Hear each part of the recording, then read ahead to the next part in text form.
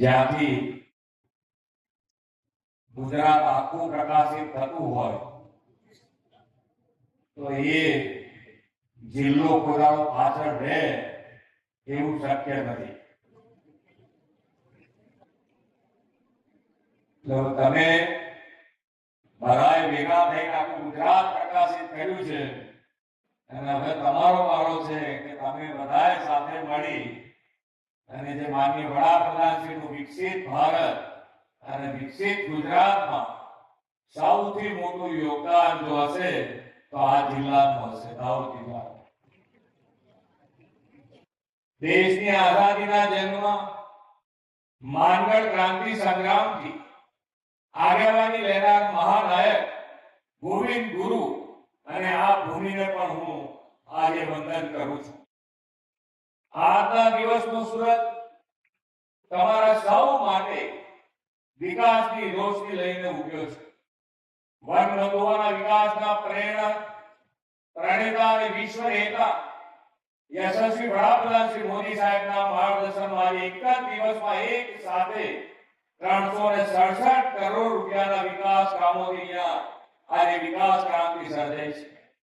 આજે જે વિકાસના કામોના લોકાર્પણ ખાતમુહૂર્ત આપણે કર્યા છે તે આદિવાસી પરિવારોના જીવનમાં ગુણાત્મક પરિવર્તન લાવશે એવો મને વિશ્વાસ છે. નીતિ નેક અને નિયત સાફ હોય, વિકાસમાં સૌને સાથે લઈને ચાલવાનું કમિટમેન્ટ હોય તો વનબંધુઓના કેવો વિકાસ થાય તે શ્રી માન્ય નરેન્દ્રભાઈ મોદીએ દેશ અને દુનિયાને બતાવ્યું છે. આઝાદીની લડતમાં અગ્રેસર રહેનાર આદિવાસી બાંધવોને પણ અમૃતકાળમાં પણ ભારતની વિકાસ યાત્રામાં સરખા ભાગીદાર બનાવવાનું કામ આદરણીય વડાપ્રધાન શ્રી નરેન્દ્રભાઈ મોદીના નેતૃત્વમાં થઈ રહ્યું છે. મોદી સાહેબ 11 વર્ષના પ્રધાનમંત્રીના તેમના કાર્યકાળમાં આપણે સૌએ જોયું કે જેને કોઈ પૂછતું નહોતું એમણે મોદી સાહેબે પૂજ્યા છે. દશકો સુધી અભાવોની વચ્ચે અને મર્યાદિત સાધનો સાથે જીવન વિતાવતા આદિવાસી પરિવારો માટે શ્રી મોદી સાહેબે આકાશને અંબાના દ્વાર ખોલી આપ્યા છે.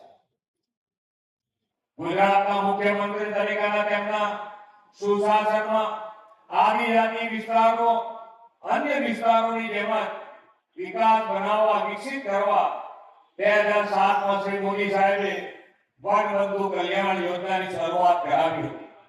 આ યોજના અત્યાર સુધીમાં કરોડો રૂપિયા આદિવાસીઓના સર્વાંગી વિકાસ માટે ઉપયોગમાં લેવાયા છે.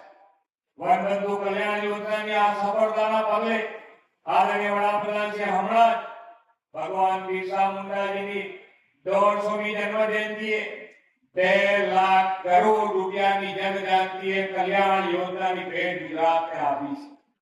આ યોજનાનો રાજ્યના અંબાજીથી ઉમરગામ સુધી વિસ્તારોમાં શિક્ષણ, આરોગ્ય, આજીવિકા, આવાસ, રોડ રસ્તા, વીજળી, પાણી જેવી બુનિયાદી સુવિધાઓ માટે મહત્વપૂર્ણ બનવાના છે.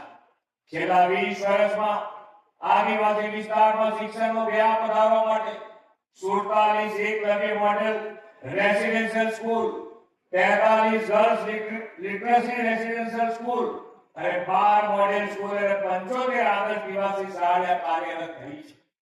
જ્યારે એક સમયે આ વિસ્તારમાં સાયન્સની સ્કૂલો નહોતી તો સાયન્સના આગળ દીકરા દીકરી ભણે કેવી રીતે.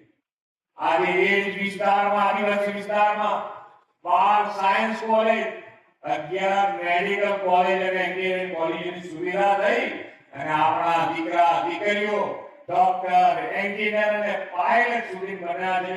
એ આપણા માટે ગૌરવની વાત છે. આ વિસ્તારના પડોશમાં ગોવિંદ ગુરુ યુનિવર્સિટી અને નર્મદા જિલ્લામાં બિરસા મુંડા ટ્રાઇબલ યુનિવર્સિટીની સ્થાપના કરવામાં આવી છે. વડાપ્રધાનશ્રીએ વંચિતો અને વરીયતાના મંત્ર સાથે દેશમાં આદિવાસીઓનું ગૌરવ કર્યું છે. પીએમ જનધન અભિયાન હેઠળ આદિ જૂથના કુટુંબોને પ્રધાનમંત્રી આવાસ યોજના અંતર્ગત 5,500 થી વધુ આવાસો રાજ્યમાં મંજૂર કરવામાં આવ્યા છે. આદિ જૂથ વસાહતોમાં મોબાઈલનું નેટવર્ક મળી રહે એ માટે 21 મોબાઈલ ટાયરો પણ ઉભા કરવામાં આવ્યા છે. વિકાસમાં કોઈ પાછળ ન રહી જાય, કે વિકાસની કોઈ બાકાત ન રહી જાય, એ વાત ધ્યેય સાથે શ્રી મોદી સાહેબે પછાત અને આદિવાસી જિલ્લાઓના ઝડપી વિકાસ માટે એસ્પિરેશનલ ડિસ્ટ્રિક્ટ પ્રોગ્રામ શરૂ કરાવ્યો છે. દાહોદ જિલ્લાને એસ્પિરેશનલ ડિસ્ટ્રિક્ટ તરીકે સમાવેશ કરીને આ જિલ્લો દેશ માટે ઉદાહરણરૂપ બને તેવી તેમની નેમ આપણે સાકાર કરવી છે. તેને વધુ ગતિ આપતા આજે 367 કરોડની વધુના વિકાસ કાર્યોના ભૂમિપૂજન અને લોકાર્પણ પણ કર્યા છે.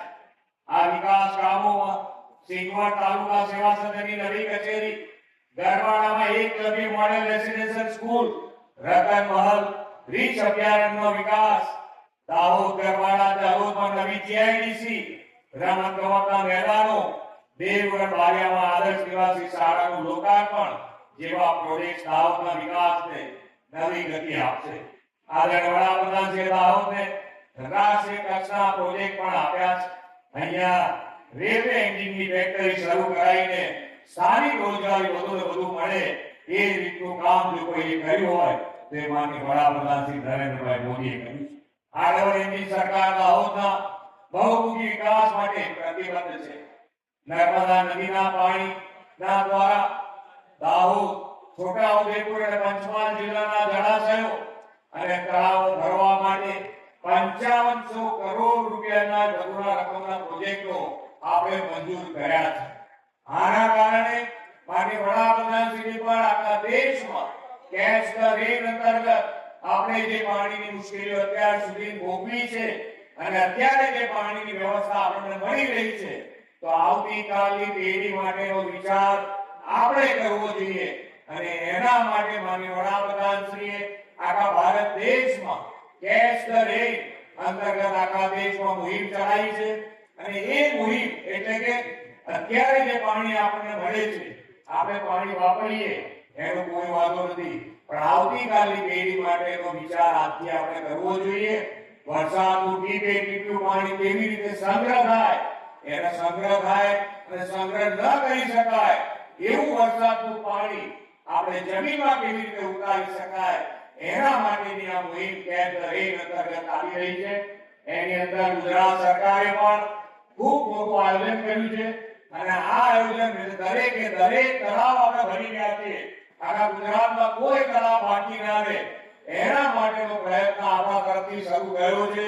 અને અંતર્ગત જે કેચ ધ રેન અંતર્ગત દરેકે દરેક ધારાસભ્યને પણ 50 લાખ રૂપિયા આપણે આપી રહ્યા છે કે જ્યાં આગળ તમારે વરસાદનું પાણી ભરાતું હોય અને જો મુશ્કેલી સર્જાતી હોય તો આ પાણી જમીનમાં કેવી રીતે ઉતારી શકાય એના માટે આ 50 લાખ રૂપિયા દરેક ધારાસભ્ય વાપરવાના છે.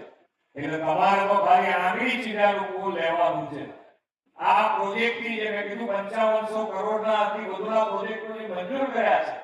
એ આ પ્રોજેક્ટની ત્રણેય જિલ્લાના 51000 થી વધુ હેક્ટર જમીનને સિંચાઈનો લાભ મળશે અને ખેડૂતોની આવકમાં વધારો થવાનો છે. સિંચાઈના પરિણામે બાગાયતી ખેતીમાં પણ દાહોદ આગળ કાઢ્યું છે. ફળ, શાકભાજી, મસાલા, ફૂલ પાકોના વાવેતરમાં નોંધપાત્ર વધારો થયો છે અને લાખો મેટ્રિક ટન ઉત્પાદન થાય છે. આ જિલ્લામાં ટીસ્યુ કલ્ચર, ખારીક અને ઓઇલ પામ જેવી નવી ખેતીને પણ સરકાર પ્રોત્સાહન આપી રહી છે.